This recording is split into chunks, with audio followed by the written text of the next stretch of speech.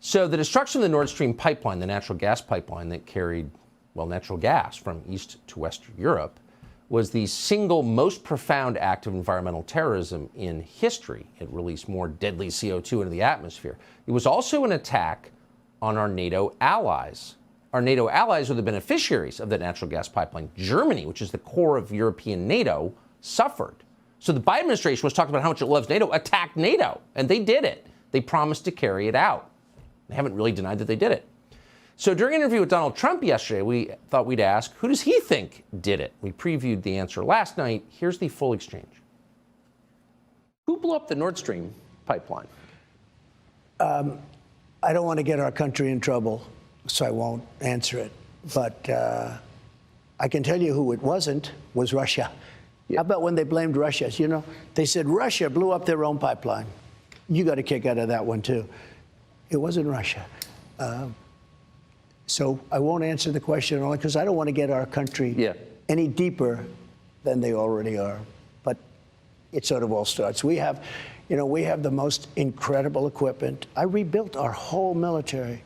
We have things that are, you can do anything.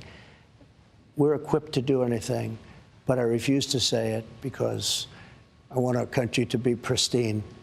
But it was, in many ways, blowing it up was very bad because it really created a lot of problems for Europe in terms of the cost of energy. Oh, yeah. But they shouldn't have ever been. I had that pipeline stopped, Nord Stream 2. I had it stopped, totally stopped. When Biden came in, he approved it, and they immediately started the finishing action.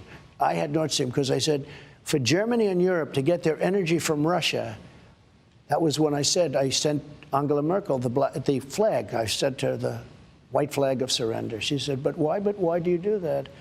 I said, you've been fighting Russia for many years. If you ever have to fight with Russia and they control energy, you might as well just take the white flag of surrender. And that's what I did. So that was blown up and very dangerous to do it. But I think most people know who did it. So once we start blowing up other people's critical infrastructure, is there a concern ours could get blown up in return? Well, I think it's much more than infrastructure you're talking about. Look, we could end up in World War III over this whole thing. Forget about pipeline. We are closer. I believe it's the most dangerous period of time in history. Number one, because we have people on top that are incompetent. That's number one. And again, China's fine if you know how to deal. Russia, if you know how to deal. Russia wasn't going into Ukraine with me. China wasn't going into Taiwan with me. I mean, now all you see is, China with ships all over the place and sending airplanes and bombers. That wasn't happening with me. He knew you can't do it.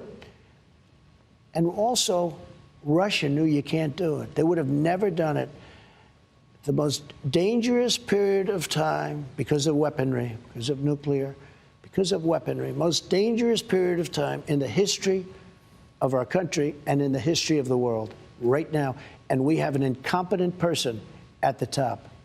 Subscribe to the Fox News YouTube channel to catch our nightly opens, stories that are changing the world and changing your life.